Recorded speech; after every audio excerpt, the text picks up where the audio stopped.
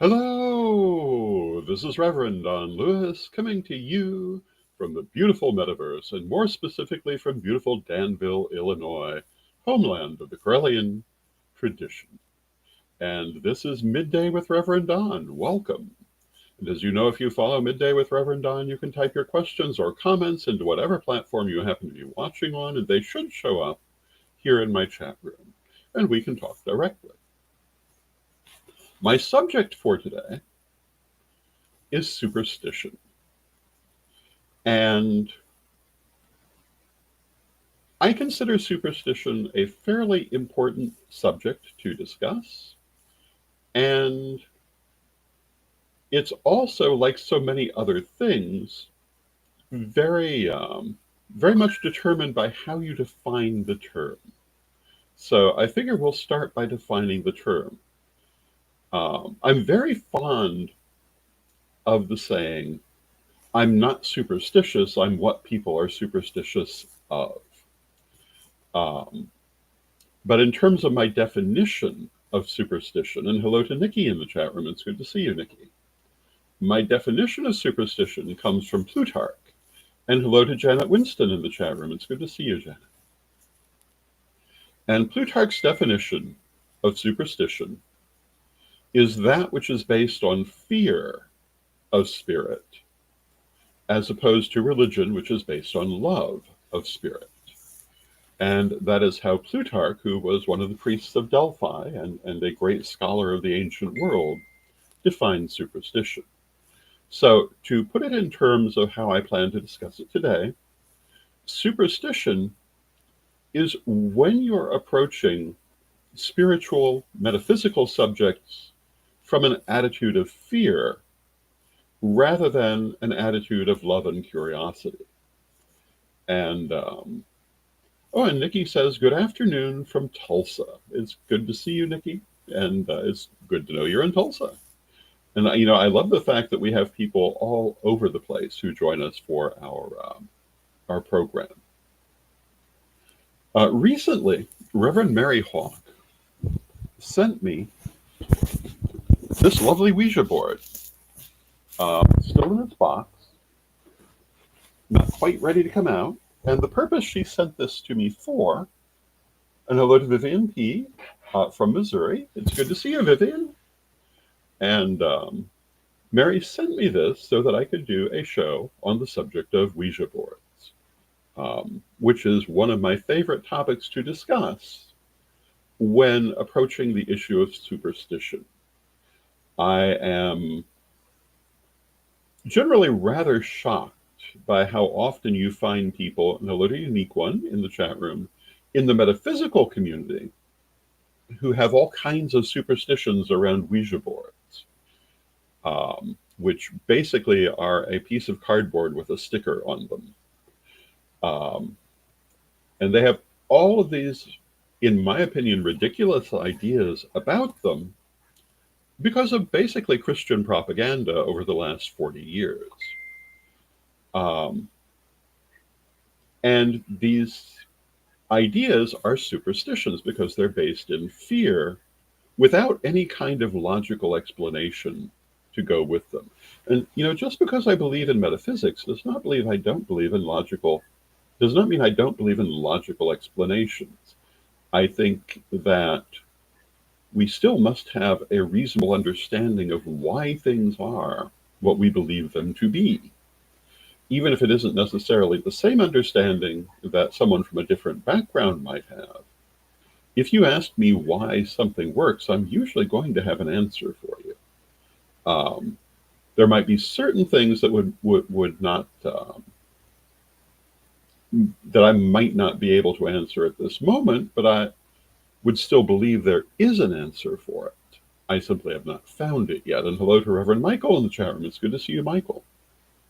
And to me, that is the difference between having a reasonable point of view versus a superstitious one. Now, going back to the Ouija board, this is not going to be the show on the Ouija board. The show on the Ouija board is about talking about its history and how to use it and what its pros and cons are. But we are going to touch on some of this today.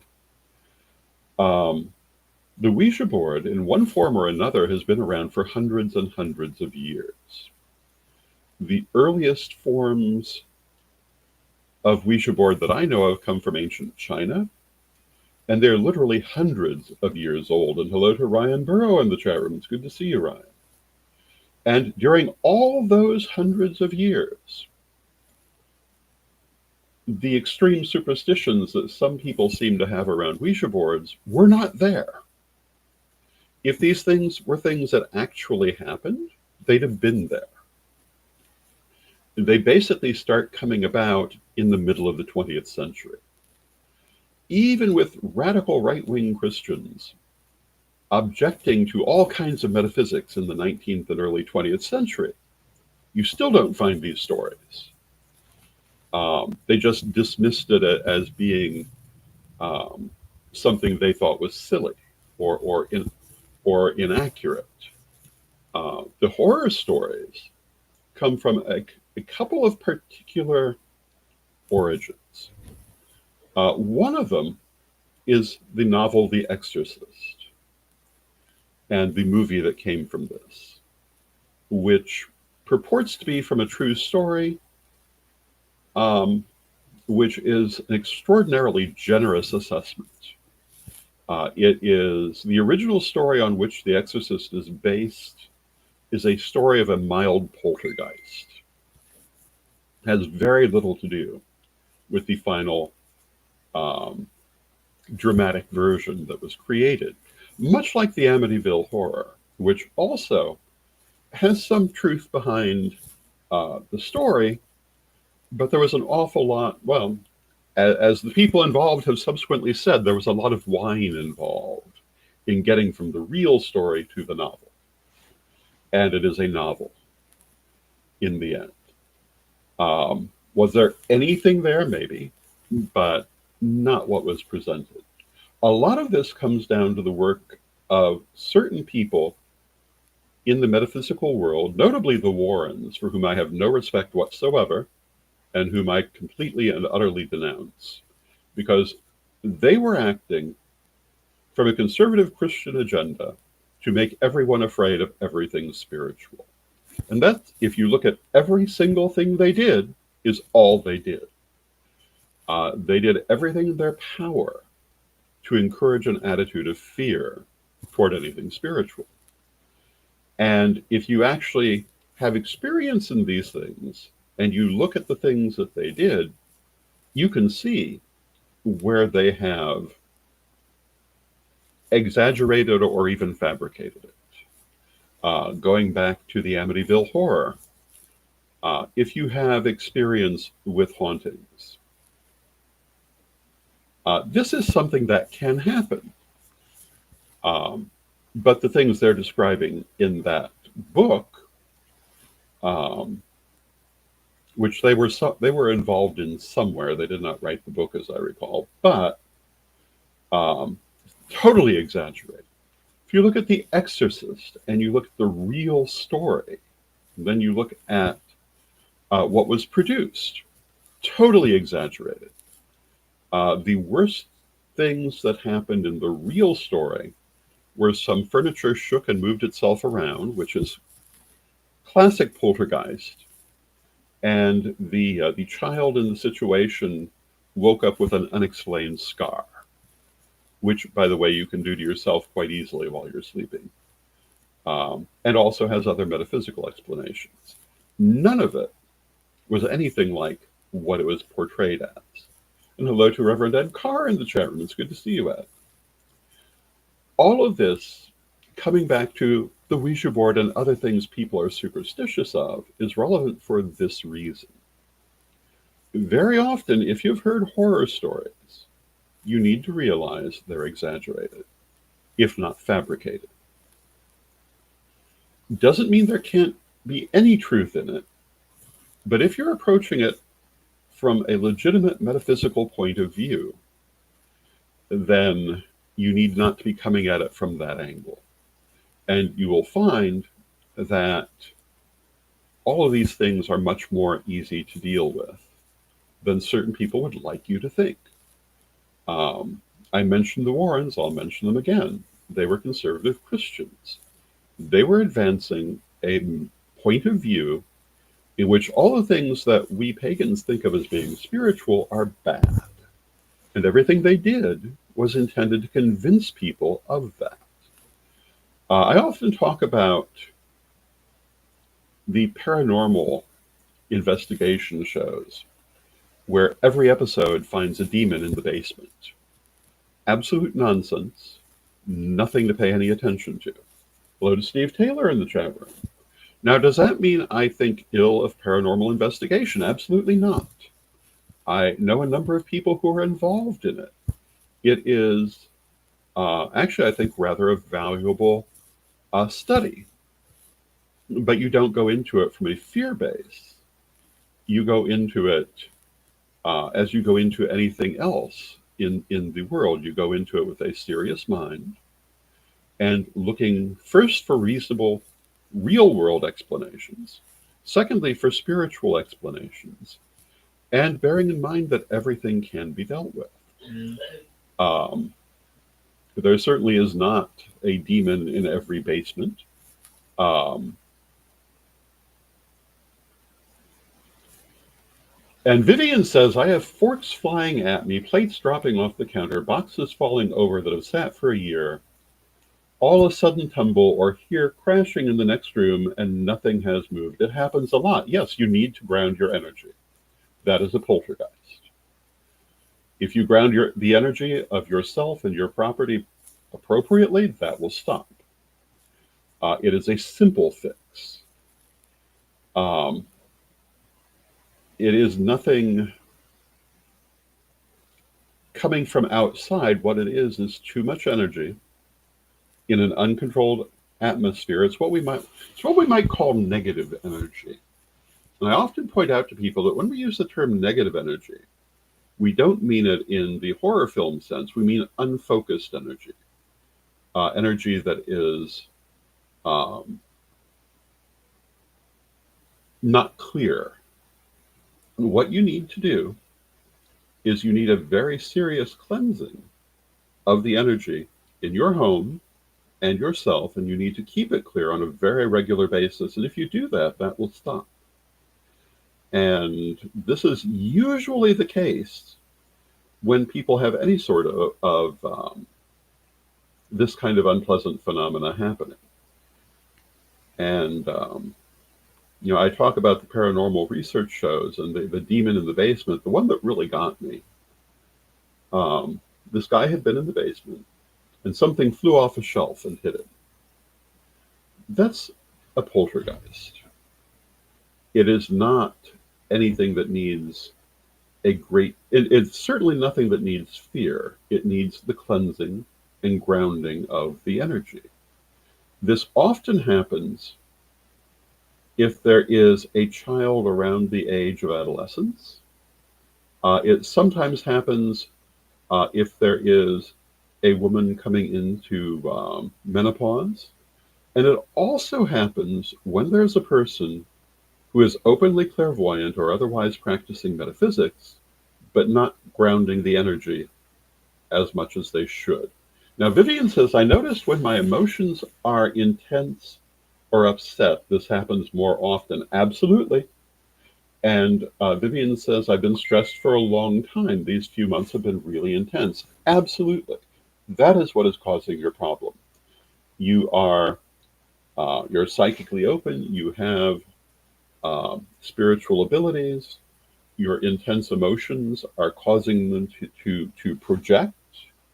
And what you need to do is you need to clear that energy, ground that energy, and you will find that the things that you're describing will cease if you do that.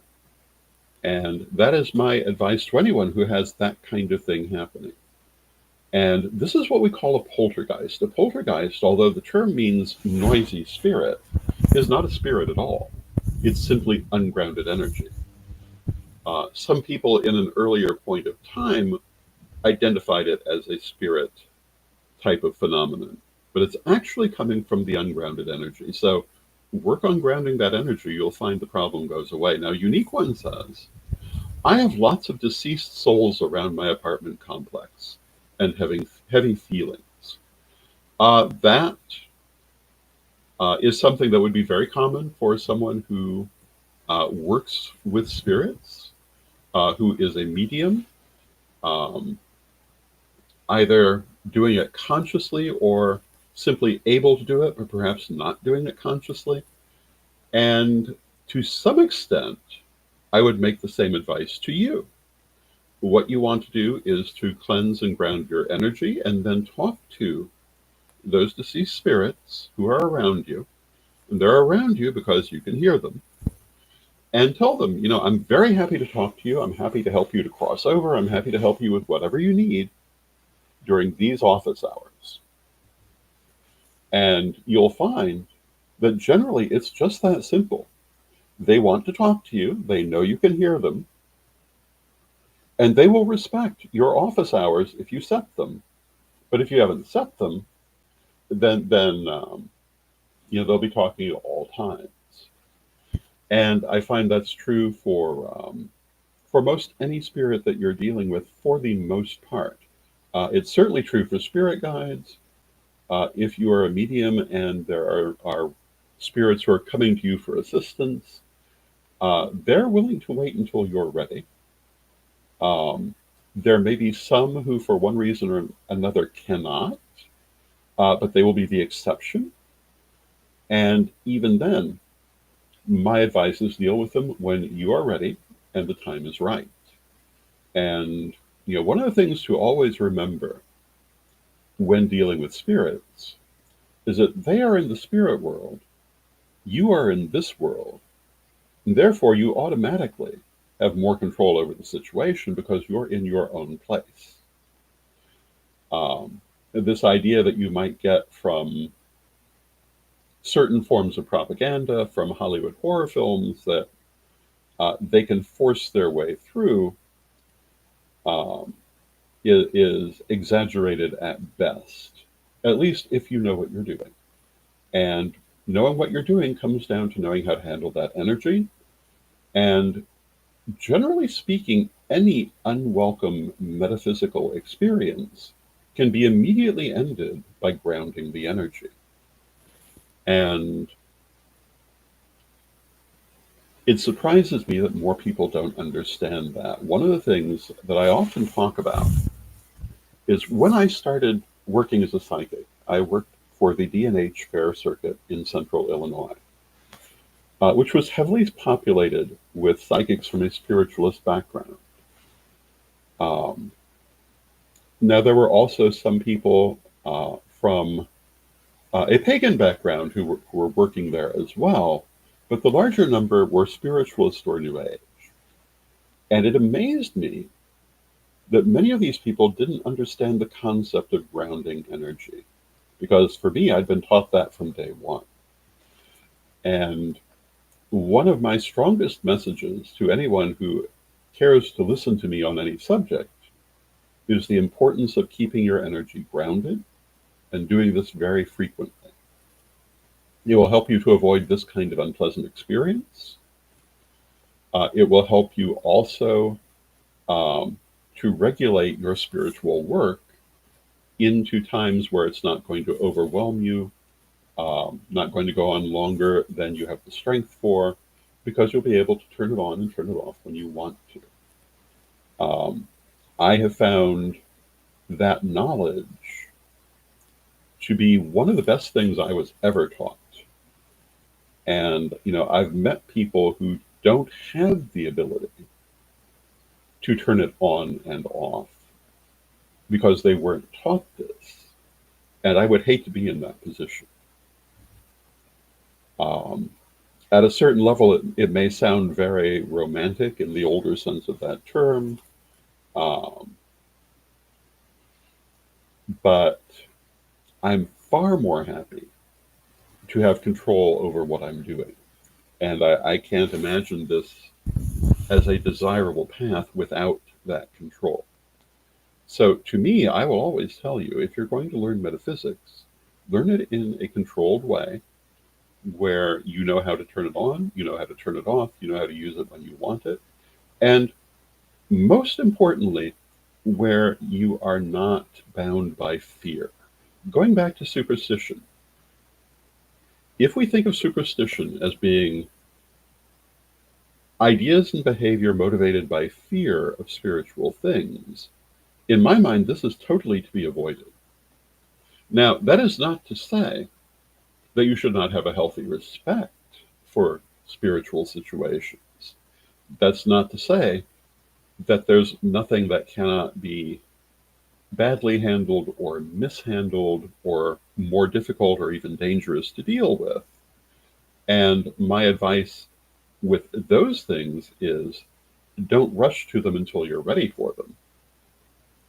And yes, they do exist. The way to stop them, should you get to it prematurely, is to ground that energy. But generally speaking, if you learn metaphysics in a systemic, regulated way, you're not going to be doing things before you're ready for them. You will learn the skills before you need them. And you should never enter in a state of fear. And if you find yourself for one reason or another in a position where you're feeling fear, my suggestion is that you assume that's being sent to you from outside and shield yourself from it. And then approach the situation from a controlled, rational point of view. And I think you'll find that anything you encounter, you can deal with if you have a basic background. One of the problems that we do encounter sometimes is people rush into these things without the background. And going back to our friend the Ouija board, we'll bring it out again so you can see it. It has for many years been marketed as a kind of game. And of course, if you're going to do it in that way, you're not going to get good metaphysical effects. It is a metaphysical tool that should be used in a serious way, a respectful way, and with some knowledge of how to use it to get good results. Many years ago, I took part in a program called Ouija Board, Psychic Tool or Gateway to Hell, Hell, Hell, Hell. And this was on telepathic radio, and I was representing the idea that the Ouija board is simply a psychic tool, not a particularly good one, but a psychic tool. And Howard Heim was representing the idea that it is a gateway to hell, hell, hell, hell. And his story to demonstrate this involved a group of drunk frat boys taking their Ouija board to a graveyard to have a spooky experience. And, obviously, if that's what you're looking for, it's what you're going to get. And hello to Lolan in the chat room, and hello to Black Crystal in the chat room. And it is important always to approach these things with the right mind. And with the Ouija board is a development of the pendulum long before the spirit board, which is the better name for a Ouija board, existed. What people would do is they would take their pendulum above a circle or other chart of letters to spell out words. And did not have any particularly bad experiences from it, nor did they for generations of use of the Ouija board. And, it is a good tool, in my opinion, for training as a clairvoyant.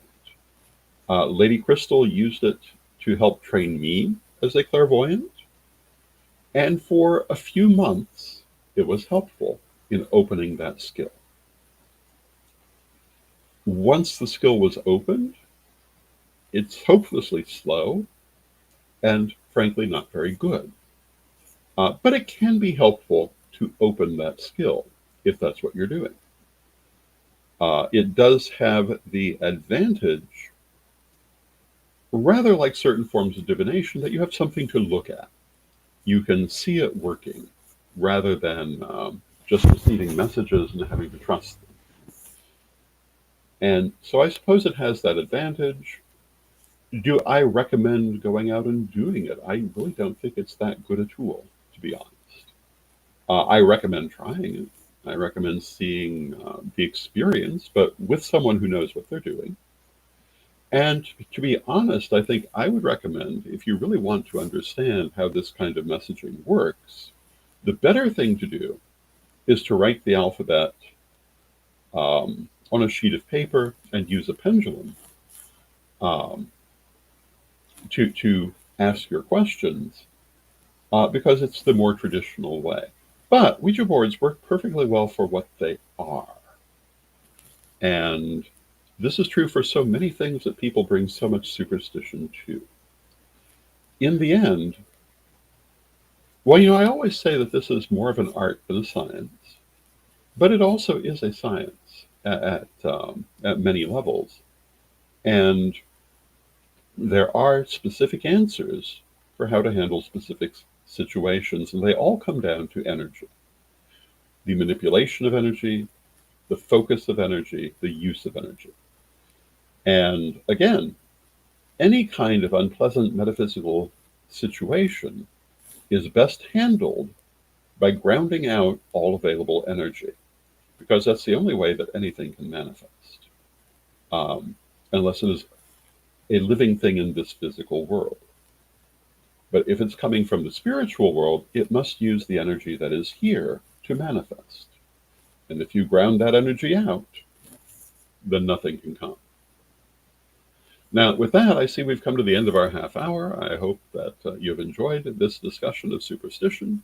And let us take a moment for a message from our sponsors. Why? Because we love our sponsors.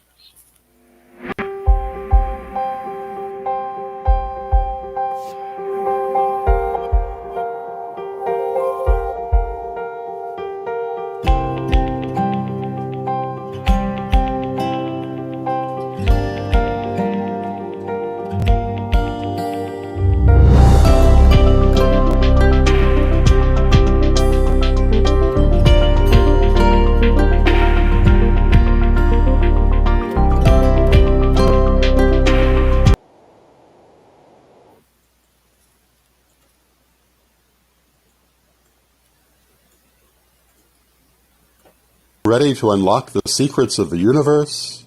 Join me, Rev Don Lewis, for my metaphysical and magic auctions at Gaia Thrift at whatnot.com. Discover fascinating artifacts, mystical crystals, and rare and unusual books that could change your life. Don't miss this chance to bring a little magic into your world. Rev Don's Metaphysical and Magic Auctions, where the extraordinary can become yours. And thank you to Equinox Learning Hub and Rev Don's Metaphysical and Magic Auctions. Our next auction is scheduled for Friday the 13th. And I hope you've enjoyed this conversation. I want to go back to what Vivian was saying. And I want to emphasize that I'm not saying that people never have difficult or frightening situations that may occur. I'm saying there are answers to this and ways of handling it as you go forward, and that you should not be overwhelmed by it, but rather find the way to deal with it. And with that, I want to thank you for joining me. I'll be back tomorrow, and let us close with our prayer, as we always do. Divine Mother Goddess, Divine Father God, beloved ancestors, we thank you for all that you do for us in our lives, and we rejoice in this walk we walk together. Beloved Mother Goddess, beloved Father God, beloved ancestors, we ask you to help us to always have the tools we need to handle the situations we encounter, and always keep our wits about us, and not give in to fear that others may wish to inculcate in us, but rather to always find the best ways to handle our situations. Beloved Mother Goddess, beloved Father God, beloved ancestors, we thank you with great love, and knowing you are always with us. From respect, we thank you for your presence, and may you be blessed now and always. May you be blessed now and always, and I will see you tomorrow.